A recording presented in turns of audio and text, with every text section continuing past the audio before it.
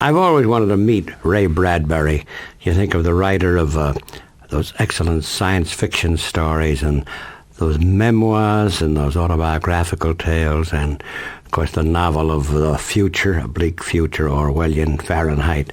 I always get the numbers mixed up. It's 451. And Ray Bradbury is my guest, who happens to be in town because revisiting his hometown, Waukegan, Illinois, where he spoke before the Library Association, and we'll come to that in a moment, his thoughts about books and reading and the nature of censorship today and the nature of everything today, of ourselves, because he speaks always of the human condition. And I thought, as an overture, a prologue to our conversation, a reading, just a piece of his very beautiful novel, memoir, Childhood, Dandelion Wine, which I assume has a great deal of autobiographical touches to it. Suppose we hear the very beginning, the reading of that. It's about a 12-year-old kid, Douglas Spaulding, who's full of life and vitality. A certain moment in his life when his best friend's father's about to move elsewhere, and he wonders if he'll ever see this kid again. And so here's how it opens. The facts about John Huff, age 12, are simple and soon stated. He could pathfind more trails than any Choctaw or Cherokee since time began, could leap from the sky like a chimpanzee from a vine, could live underwater 2 minutes, and slide 50 yards downstream from where you last saw him. The baseballs you pitched him, he hit in the apple trees, knocking down harvests. He could jump 6-foot orchard walls, swing up branches faster and come down fat with peaches quicker than anyone else in the gang. He ran laughing. He sat easy. He was not a bully. He was kind. His hair was dark and curly. His teeth were white as cream. He remembered the words of all the cowboy songs and would teach you if you asked. He knew the names of all the wildflowers, and when the moon would rise and set and when the tides came in or out. He was, in fact, the only god living in the whole of Greentown, Illinois, during the 20th century that Douglas Spaulding knew of. And right now, he and Douglas were hiking out beyond town on another warm and marble-round day, the sky blue, blown grass reaching high, the creeks bright with mirror waters fanning over white stones. It was a day as perfect as the flame of a candle. Douglas walked... And something was happening that day. And Ray Bradbury, you're listening to the story I read some years ago, your story. Your first thoughts on hearing it? Beginning. Oh, it's that's a good reading, incidentally. Very touching. When people give me back to myself, it's a great experience. I'm going to go see the play of Dandelion Wine over in Manistee, Michigan this weekend, and I saw it up in Northern California 2 weeks ago, another production. And I sit there and I cry all evening because it's my family, it's my childhood, it's my grandma and grandpa and my brother and my friend John Huff, and all these things I remember from my childhood. So I've got to cry every time I see it. This was autobiographical to a great extent. Yeah, well, the great thing happened a few years ago. I lived in Tucson, Arizona for a while when I was 12, and I had this friend named John Huff, and I wrote I didn't see him for 40 years or so, and about 10 years ago I got a letter in the mail. And I opened it, and tears burst from my eyes, and my wife and my daughters looked at me and said, "Daddy, what's going on? Why are you crying?" I said, "My God, here's John Huff. I put him in my book, and I haven't seen him since we were both 13. And now he's writing me," and the letter said, "My son came home from school the other day. We're reading Dandelion Wine in school. And my son came home and said, 'Daddy, did you ever know anyone named Ray Bradbury?' And I said, 'Yes.' He says, 'Well, our name is in the book here, John Huff and John Huff Jr.' And so immediately, John picked up the telephone, called information, and I couldn't get through to me. He wrote me a letter, and I went down to Tucson to renew my friendship 40 years later. This is a few years ago. And now we're back with our friendship right where we were in 1932. So it's all in the book, and it's all part of my background. Yeah. What's so beautiful about that, of course, you also write such contrasting works, but the beautiful part of that was your friend, John Huff. You, that is Douglas Spaulding, Ray Bradbury, about 12, and he admires this guy so much. And they're going to leave. This guy's father is transferred. Is he ever? So he gets mad. That's right. That's right. And well, you don't forgive people if they go away. I mean, how can you possibly go away because I love you and you're my best friend and I'm never going to see you again? So when I wrote the book, I had to put him in the book and remember how terrible it was for our parting. Well, the thing that's interesting about Ray Bradbury, about you, is that your scope, here's this very moving memoir in the form of a novel, and then bang, you got Fahrenheit 451. Right. You got Martian Chronicles. You have science. Of course, you're known primarily, I suppose, for science fiction, aren't you? Well, yes and no. That label's convenient. Yeah. It's like calling Raymond Chandler a detective writer. He's not. He's a great American novelist, huh? And so is James Cain. And they're neglected by certain intellectuals who look down upon them because supposedly they write detective fiction, and it's simply not true. I go back and reread Chandler every 5 years, and James Cain too. I learn from them, and that means they're good writers. Talking about you go back and reread, so we're talking about books now. Your hometown is Waukegan. That's right. Which you've come to revisit and to talk to the Illinois Library Association. That's correct. And you said read, and so we come to books. Now, your formal education was limited. Yeah, just to high school. High school. And when I graduated from high school, I went to the library. We got a huge library in L.A., downtown library, gigantic place with dozens of rooms. And I worked my way through all those rooms over a period of about 10 years. And when I was 28, I graduated from the library. But I'd read all the important essays of the world, all the important poems, all the important plays. And there are not that many, really, when you think about it. A couple hundred here, a few dozen there. And I read all the important novels and the best essays on literature and science and what have you, so that I got a very good education just by going there every single day that I could. Let's stick with that, because that's the theme of your talk, the day of this conversation. So there's the library, and you know college, and there's literature one or whatever, there's no courses, and it's your own. You went there. What did you do? You went to the library. You were the kid now. You're 17. You're about 17, finish high school, 18. Yeah. Well, you just go in and run mad. You find authors, and when you find someone you love madly, you read everything by them. The secret of all reading is going crazy. And you start with primitive things, like when I was 9 years old, I discovered Tarzan. So I read everything by Edgar Rice Burroughs, and that's lodged in me forever. I read all the Martian books by Edgar Rice Burroughs. And if I hadn't loved them madly, I would never have done the Martian Chronicles 15 years later. It's this process of discovering yourself and others, opening Jules Verne and finding yourself there. You're not out to find other authors. You're looking for mirror images of yourself. Once you find them, then you'll never stop.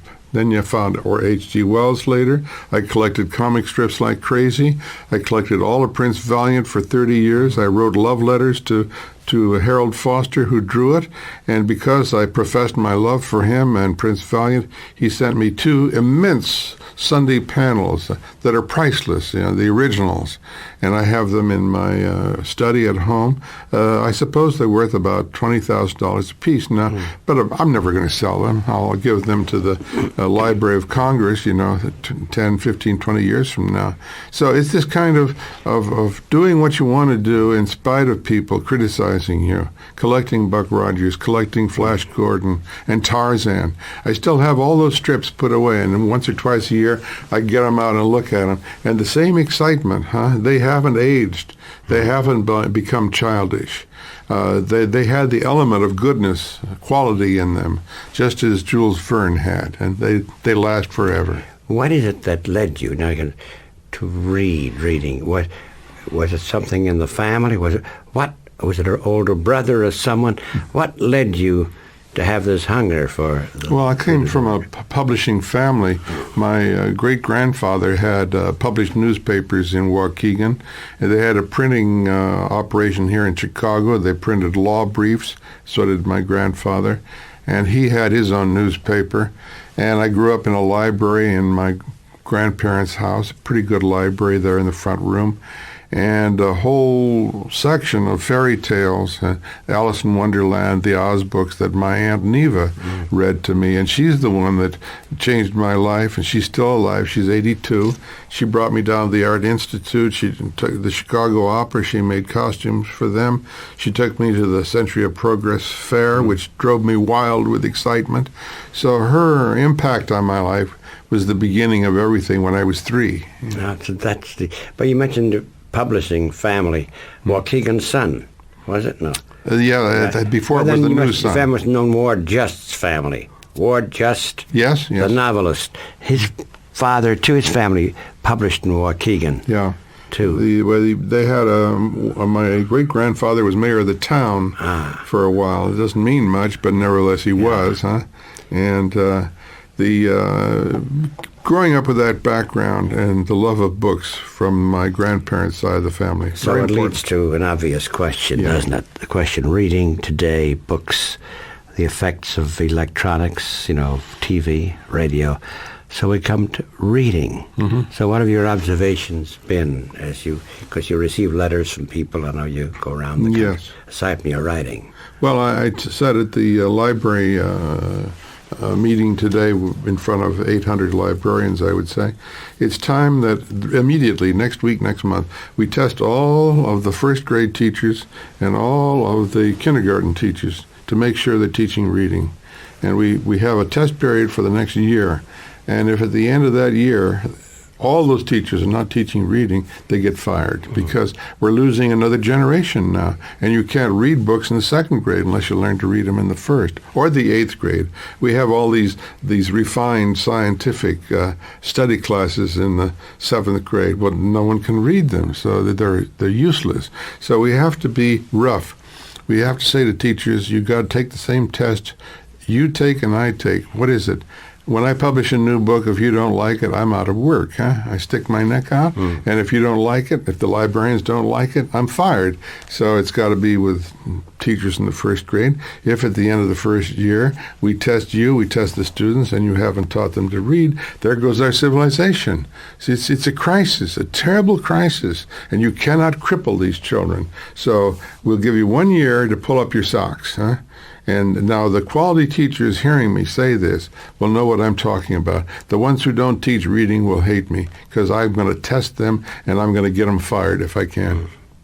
So the question of teaching reading and reading, we come to, because something happens to language too, doesn't it? I mean, there's something called oral tradition. We were talking about something else. Your own experience, your own life seems to say it all. Yeah, well, and first of all, it's fun, it's exciting, and the challenge comes if you teach reading in the 1st grade, and everyone begins to move along with that. There's a period that comes somewhere around the 3rd or 4th grade where the boys, first of all, the boys haven't caught up. Girls are all superior in grammar school. They are the readers, and boys have to be motivated. But as time passes, if you're lucky, the boys begin to catch up. But only if you motivate them, only if you hook them. And the way to do that is with imagination and with science fiction. It sounds like I'm tooting my own horn, but I've seen it proven time and again. Teachers and librarians come to me, and parents and kids who grow up later and come to me on the street and say, "Thank God for you." I said, "What did I do?" They said, "I've never read a book until I read one of yours, and then I was hooked." So you've got to work double time on boys because they are not readers. They're not natural readers. And the girls are going to take good care of themselves because they grow up to be the buyers of books. The bookstores are full of women. They're not full of men. And most books are bought by women. So if you're going to have readers, you got to pay attention to those boys before you lose them to the streets. I was thinking about when you're talking about reading and the impulse there.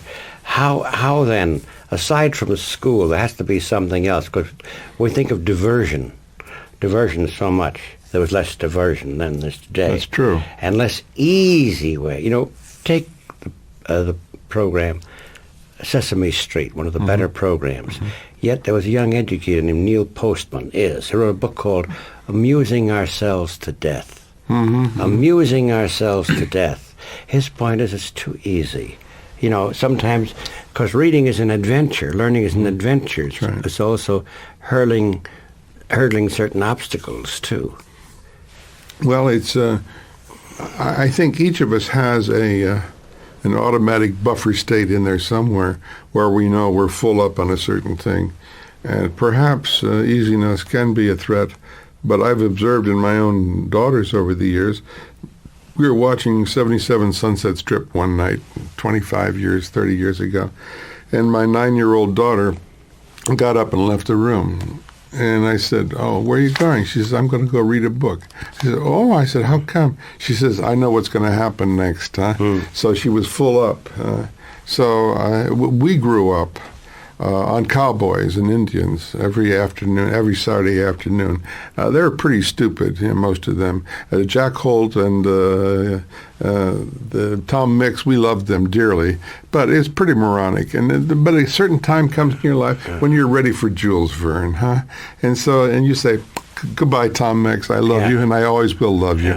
And I wouldn't dream to criticize you later because you're part of my root system. Talking to Ray Bradbury, who's sort of multifaceted as a writer, or various forms of writing, whether it be Gothic literature, whether it be literature of the future, it's a sort of a philosophical Orwellian book like Fahrenheit 451, or very moving memoirs and short stories. Ray Bradbury recently in visiting Waukegan, his hometown. You spoke of your aunt and others influencing you, surroundings, and there's Norman Corwin in the 30s and 40s, and during pre-World War II and during it, perhaps the premier, he lifted the standards of radio. Yes, indeed. Immeasurably. Yeah. I listened to a broadcast on a Sunday afternoon sometime in the autumn of 1939, I believe, and I didn't know who I was listening to. And whoever it was throwing a voice around the world 20 or 30 times, bouncing it off the stratosphere. And the voice was echoing back. And I said, "My God, what is this? Who is this?" And when the show was over, it was announced it was Norman Corwin. Never heard of him before, but I was hooked. And then he began to have a regular weekly series. And I lived for that. I had to choose between Bob Hope and Norman Corwin. And most of the time I chose Norman Corwin, And so when I was 27 years old and enamored of Norman's work, I published my first book, A Dark Carnival. And I got his phone number and address from a secretary at CBS who wasn't supposed to give it to me. But nevertheless, I sent him a copy of the book with a note saying, "Dear Mr. Corwin, if you like this book half as much as I love you, I want to buy you a drink some afternoon." A week later, I got a phone call from Norman Corwin saying, "You're not buying me drinks, I'm buying you dinner." And so he bought me dinner and listened to my dreams, and we became friends for the next 45 years. Immense influence on my life. I can't possibly guess at how, when I got the job of writing Moby Dick, back 30... Did you read the movie Moby Dick? I sure did, yeah. The one with Gregory Peck and Orson Welles as Captain, not Captain, Father Mapple. Father Mapple. Yeah, and the first person I called when I got the job was Norman Corwin, and I went and had lunch with him. I said, "Help! How am I going to do this?" And Norman, of course, said, "Well, go on being the poet you are." And my first radio show back in 1947 was pure Norman Corwin. I called him. I said, "You want to hear yourself on radio tonight? This is your child. This is your son. This is your student." And it was pure Norman Corwin. I learned later how to write radio shows that weren't all Norman Corwin, but I had to start with him. Well, you talk about reading. He encouraged reading because remember he'd also have a series with Charles Lawton and others reading from the Bible. Thomas Shakespeare, Wolfe. Thomas Wolfe. Oh, I still have a recording of that. Yeah. Beautiful, beautiful. Of Time on the River. Oh, yes, and a score by Bernard Herrmann. Yeah. Every time I play it, I weep. It's so beautiful. Yeah.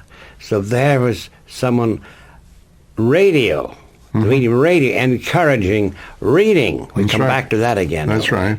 Well, radio, of course, is making a comeback, mainly because of the automobile. I've been thinking in the last few years of forming a audio tape company called Gridlock Incorporated, because you're going to be on the freeway in gridlock a good part of your life, and you might as well have some good tapes with you. So in the last 8 years, I've done a radio audio series called Bradbury 13. And a brilliant young man out in Salt Lake, Mike McDonough, has adapted and produced and directed these series and done all the sound effects, and brilliant series. So radio is coming back, definitely. You feel that, yeah. Oh, yeah. Well, you say because of the radios in cars, but also, see, there's something, years ago I got in an argument with someone. He spoke of TV as the cool medium. What was McLuhan as a matter of fact? McLuhan, yes. Marshall McLuhan. And TV as a cool medium, and radio as a hot medium. Meaning, of course, it's reference to jazz, cool jazz and hot jazz. Cool jazz being more cerebral in nature than hot jazz, more visceral. And I said, it's got to be exactly the opposite. Yes, you're right. It's because if you watch TV, it's there. The perfect case was Seeing Under Milkwood of Dylan Thomas. I saw it on TV. A magnificent company did it. Yes. The American Conservatory Theatre of Bilbao. It was a wonderful, but it wasn't my Welsh village. Then you hear it on radio, or you heard the recording, you hear the words, but you imagine, in your head is the set. Right. In your head is the village. In your head is what Captain Cat looks like, or Polly Garter. That's right. So therefore, radio is the medium that piques the imagination of the audience more than TV. So that's a cool medium. Yeah, it used to irritate me listening to McLuhan or trying to read him. I thought everything should be reversed that he talked about. You felt that, isn't it? Yeah. I remember it was at some college on the north side, and I couldn't believe it when he said TV is the cool medium. It involves the cerebral aspect more than I couldn't figure it out. No, being a veteran of both, one way or another, well, for better or for worse. He wrote books no one read. And if they'd read them, they would have understood that he was wrong. And those were books. His books were used to put against doors to hold them open. Nonetheless, it was an attractive idea. That medium is the massage. Yeah, that's right. Yes. But coming back to Ray Bradbury, so what do you see as far as reading, curiosity, imagination, as far as the country's concerned? If we do, as I say, if we test the teachers and make everyone read, and then make sure you hook the boys, then we've got a great future. And then our education will go up, and then the curiosity and the fun of being alive will go up. You go to London, you get into a cab there, and cross London, you'll get into a discussion on literature. They have learned to read, and almost every cab driver you come across, you want to talk politics, they'll talk politics. You can do that in New York, but it's emotional politics, not practical. And in London or in Paris, you'll have people who know what you're talking about when you talk about the world. And the reason to do all this is to have fun being alive. And there's no serious intellectual reason. We should never do that because it scares people. Just the fun for me. Joy, you know what the delight of reading. That's right. The delight, it's an adventure. That's right. Of course. There, a lot of books people have never read. When I was a young writer, I read books on the sense of smell, the sense of hearing, what the eye was, because I wanted to know how to listen to the world, how to smell the world, how to see the world. And those books are all fascinating, and most people have never read them. It's a funny thing, when I first read Treasure Island, for instance, wow, it's exciting. Yep. It wasn't a question of I had to read it. It's exciting to read. That's right. My brothers gave me I was a kid, so I didn't understand Ring Lardner's satire, but I understood that dumb ball player, Jack Keefe, and you know me, Al, and I got a kick because I like baseball. So I got a kick out of this guy and the spelling and the funny. It never occurred to me that Rodner is being ironic. It didn't matter. I enjoyed getting a kick at it. There's a fine writer who's been neglected. Yeah, I've got Alibi Ike and all those things put away from 45 years ago. And Joey Brown did a couple of Ring Lardner things. Alibi Ike was one of them. Alibi Ike, yeah. Mm-hmm. Because he could cover, not it wasn't just about baseball, it was ironic with these characters. Oh, yes. And also the dark side of them, too. Oh, indeed. He could hurt you, yes. Haircut and champion. Yeah. John Sayles, the young writer, did a movie called 8 Men Out. on the Black Sox scandal of 19. I never saw that. I'm curious. Mm-hmm. No, if you saw it, you'd have seen me in it. I was in it. My God. The point is, John Sayles did the role of Lardner. He looked like Lardner, and it was astonishing. It was the disillusionment of a writer who loved this baseball team and they betrayed. Yes. And he didn't hit the big boy hard enough. But back to Ray. So, what be good yourself? You started to write way back before you met Corwin. Yeah, when I was 12. When you were 12. Yeah. And the obvious question again, usually is a schedule. Are you a writer who improvises? I mean, is your schedule helter-skelter, or do you hew to a pretty... No, it's helter-skelter and emotional and intuitive. I never know what I'm going to do. Any one day I get out of bed, and when I'm lying in bed early in the morning, my muse talks to me, whatever that is. Inside my head, there's a pachinko game going on, and all these characters are running around yelling at each other.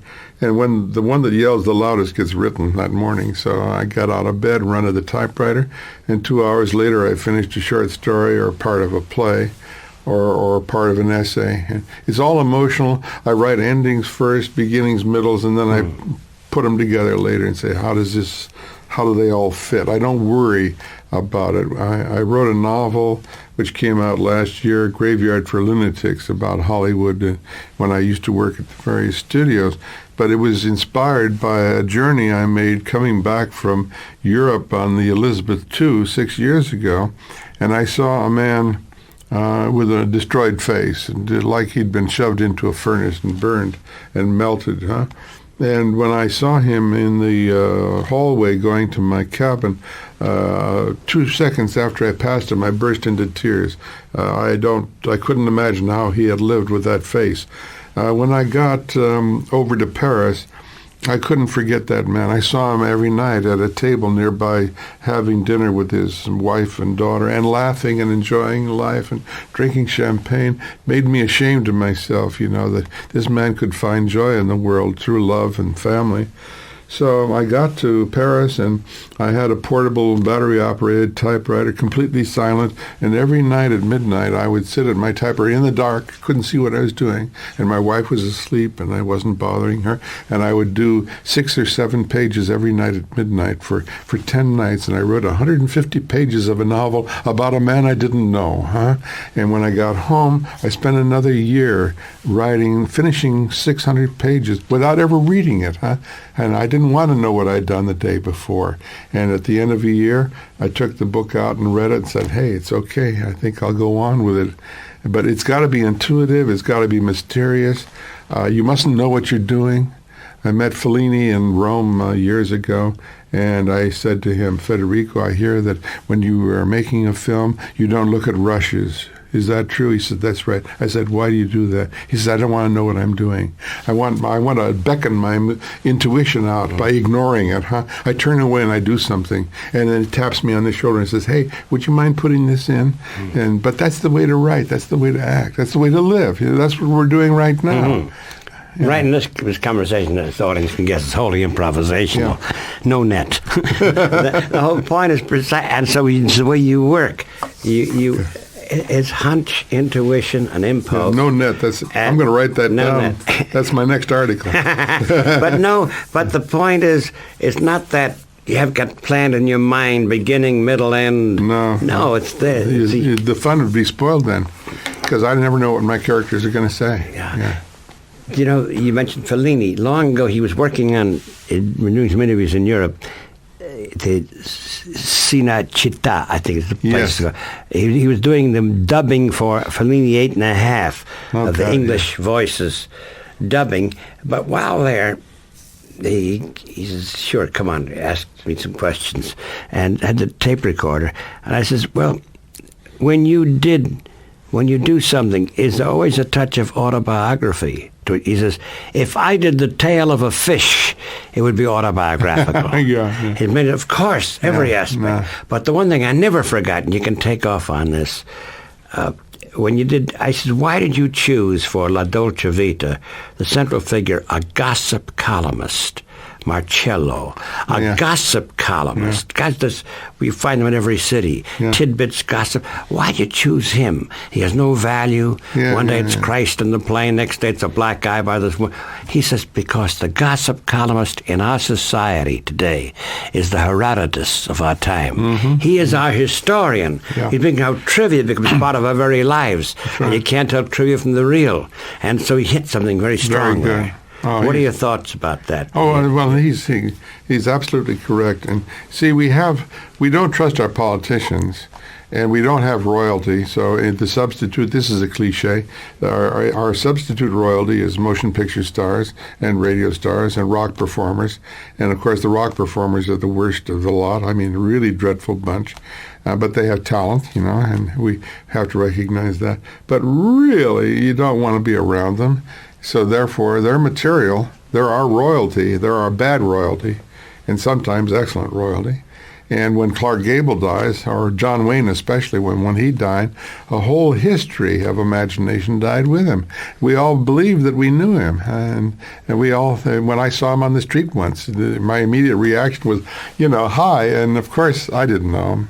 But Fellini touched on that very beautifully. That very thing. So when talking to Ray Bradbury, all thoughts come to mind. Ray Bradbury, the writer of all forms, as now I know, writes from impulse and improvisatory pulls, that he's been visiting his hometown, Waukegan, Illinois, and talking before the gathering of librarians, state librarians, on the importance of reading, of course. So your experience as a movie writer. We know that in the past, Faulkner talked about that, Fitzgerald, and they had times that are not the happiest in the world. Yes. Now, your experience, and was there a freedom that you had? Well, here and there, you have to learn how to trick these people. I went to work for Universal, writing my first film in 1952. It came from outer space. And they hired me for $300 a week, as I recall, for 6 weeks, and to do an outline and a treatment. Well, like a fool, I gave them 120 pages. That's a complete screenplay plus. Huh? And all the screenwriter had to do is go in and retype my treatment. And he told me later, and he's told a lot of people this. And so that's okay. I was a fool. I was enthused. But along the way, they gave me an idea of what they wanted, and I said, well, that's not a very good idea. Well, it's a heck of a way to start employment, isn't it? I said, I'll tell you what I'll do. I'll do 2 versions, one for you and one for me. Huh? And you can compare them at the end of 4 or 5 weeks. If you decide to go with your version, I'll quit. Huh? If you decide to go with my version, I'll finish the job. They said, well, won't you write better for your version? I said, yes, I will, because it's a better idea. Well, by God, they accepted the deal, and they employed me, and I spent, 2 or 3 weeks doing 2 versions of my idea, of their idea and mine. I turned them in at the end of 3 weeks, and by God, they came back and said, we're going to do yours. They had enough sense to know that their idea was no good, and it doesn't happen often. But so I went ahead and finished the job. The film was made, but you have to learn how to see what I was doing there. Or sometimes they'll give you an idea, and you, oh, that's brilliant. That's just great. That's what I'm going to do. And you go off and do your idea, and you bring it back and say, here's your idea. Thank you. God, it was great. And they're ashamed to admit that you haven't done their idea, huh? And they'll say, oh, yeah, but that's it, all right, huh? Not all the time. Sometimes they'll say, oh, come on, that's a lot of malarkey, huh? But then my other experiences, a variety of things. I was working at MGM on the Martian Chronicles 32 years ago, and I predicted as soon as I turned it in, I'd be fired, and I was, but because it was before the space age. But along the way, they came to me, and they were doing a remake of King of Kings with Jeffrey Hunter playing Christ, and a pretty good cast. And they'd finished shooting it in Spain, and they were coming home. And the head of the studio came to me and said, we have no ending for the film. We have no ending for the King of Kings. And I said, what? He said, no. I said, have you tried the Bible? And they said, yeah, but we want you to give us an ending. We want Matthew, Mark, Luke, and Ray, huh? So I went to work I wrote the narration for the film. Orson Welles spoke it, and I wrote the ending. I had a wonderful time going back through the Bible, parts of which I hadn't read in many years. And the film came out, and it was okay. But along the way, Judas Iscariot began to vanish from the picture. And I was working with Maggie Booth, who was one of the great film editors of all time. Nice lady, in her 90s now, still working on occasion. She helped start MGM Studios in 1922. So being with her was magnificent. She taught me about film and editing. And I worked with Miklos Rozsa, the composer, a wonderful man again. I was privileged to be with him. And I spoke my own narration onto a tape and went to the recording studio, and with a full symphony orchestra, heard my voice come off the screen with my narration. So along the way, though, Judas Iscariot began to vanish from the picture. And Maggie Booth said, will you go to talk to the head of the studio and ask him why this is happening? So I made an appointment with Saul Siegel, who was the head of the studio, went in for a meeting, and I said, Mr. Siegel, how come Judas Iscariot is being cut out of the picture? He said, well, we're afraid of making an anti-Semitic film. I said, what? He says, yeah, we're afraid. I said, wait a minute now. This film's coming out next Easter, correct? Yes. It's going to be seen by 20 million Baptists? Yes. 40 million Catholics? Yes. 70 million Lutherans? Yes. 2 Unitarians? I said, now, when they all stagger out into the light of day, that Easter Sunday, and they all turn to each other and say, who cut Judas Iscariot out of the film? The answer is Saul Siegel. Well, Judas got rehired immediately. That's very funny. I didn't have to say any more, yeah. So those are some of my experiences with the studios. So it's a question of maintaining a certain humor perspective, but you also got to outwit those guys. That's right. That's what you're talking about. Yeah.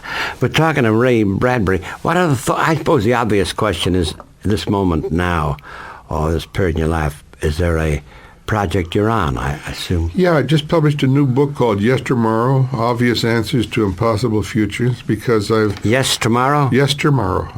Yes, tomorrow. Yeah, Yes, tomorrow. And it's a book on architecture, city planning, museums, my work for the Disney people on Epcot, and my work on the United States Pavilion at the New York World's Fair 26 years ago, and my influence on 3 different malls that have been built in California. I got into this because I hated what I saw happening to cities in Chicago, in New York, in L.A., and they all were in the state of collapse, and Chicago's on its way back up. New York has a long way to go. L.A. is still learning, But that's what the book is about, my love of cities, my intense love of cities, and my desire to help resurrect them. So now the architecture figures in this. So you always were interested in the idea of architecture. Because of Chicago, yeah. 1933, when I came here. Of course, the World's Fair. World's Fair, beautiful. And, of course, Chicago, Louis Sullivan and Frank Lloyd Wright, and the tradition of skyscraper began here. Mm-hmm. Yes. So you say you had influence on malls. What? You're not being an architect. What was it? It was your vision. I'm a science fiction writer, which means I'm in love with architecture, starting in 1928 with the science fiction magazines with the magnificent covers of cities of the future. And I began to design my own cities when I was 9, 10, 11 years old on paper. And so I began to write about this, and then about 20 years ago I wrote an article in the LA Times saying what the hell was wrong with LA that was dead, and giving the solutions and doing my own blueprint, which they printed. And then a year later, the Glendale Galleria was built, one of the first malls in America. And the architect came, took me to lunch, and he says, how do you like your mall? I said, what? He says, that's yours. That's the article you wrote 2 years ago. I said, my God, am I allowed to say that? He said, yes. I said, I don't want any money, but I want the right to say I'm your father, And so I came into the firm, and I sat and consulted on other malls, Glendale Galleria, West Side Pavilion, and as a sort of friend of the family. Well, that's it. So this is fascinating. You, as a science fiction writer, you had the vision of what buildings are, imagined how they serve humans, or humans are in them.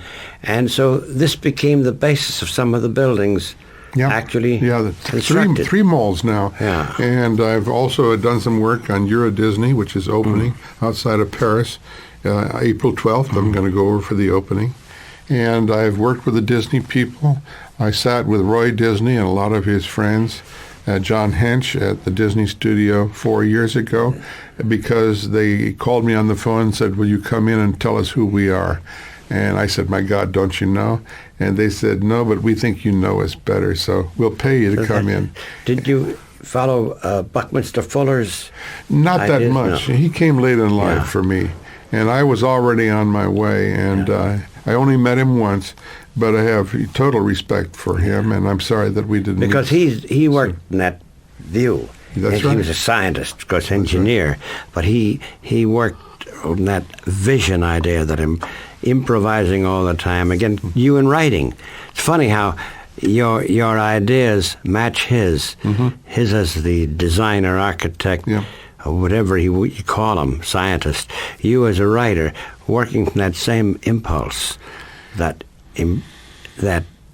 improvisatory idea. That idea of not saying, this is how it must end, but leaving yourself open. That's right. Well, if you know cities at all. I grew up coming to Chicago all the time when I was 7, 8 years old. 10 years old, my mother would bring me down to the magic companies here, and I'd go up and look at the stuff. We couldn't afford to buy it. Yeah. And every time they saw us coming in to one of these magic shops, their hearts would fall because I wasn't going to buy anything. I came to browse, and Blackstone would be down here at the Oriental Theater. Blackstone the magician. Yeah, right. And so I got to know him over the years, and now I know his son, who's performing the same illusions 70 years later, huh? And so Chicago played a big part in my life in sort of taking in all this wonderful material from the So city. I suppose that's perhaps the way to end this conversation. This is open-ended, too. And anyway, but the idea that magic, that's the word I was looking for, I guess, magic. You go into these magic shops, you say, Blackstone, and of course you followed Houdini. That's right, yes. And who was the other guy? Thurston. Thurston, I saw him just once. Yeah, but you see, nonetheless, it was the magician. Yeah. And so that's... Yeah, people often say to me, are you a science fiction writer? I say, no, I'm a magician. No, that's great. Yeah, and there you go. That's Well, it. Ray Bradbury, what a delight meeting you at last and talking. Any bases, many we haven't touched. Any you feel like touching before we say hail and farewell? Don't get me started. You know, any just perhaps... Well, I have my own, I have my own television series now. And what series is Ray that? Bradbury Theater. It's on every Friday night, and we've done 65 shows now. We're That's shooting. on what?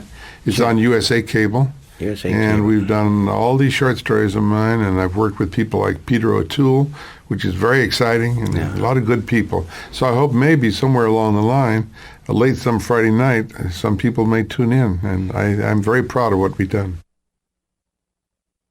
I thought of the perfect ending for this conversation as we began, with the ending of the story Dandelion Wine. Could you set perhaps that last scene as they're about to say goodbye? Doug, that young boy, and his best friend, John Huff. Yeah, well, Doug says to John, will you remember me? And John says, yes, I will. And he says, well, Doug turns away and closes his eyes. He says, what color are my eyes? And John tries to guess at the color, and it's wrong. And Doug says, see, you've forgotten already. And this terrible heartbreak, and John leaves, and Doug yells after him, you're not my friend anymore, you're the enemy. And he weeps, and that's the end of the story.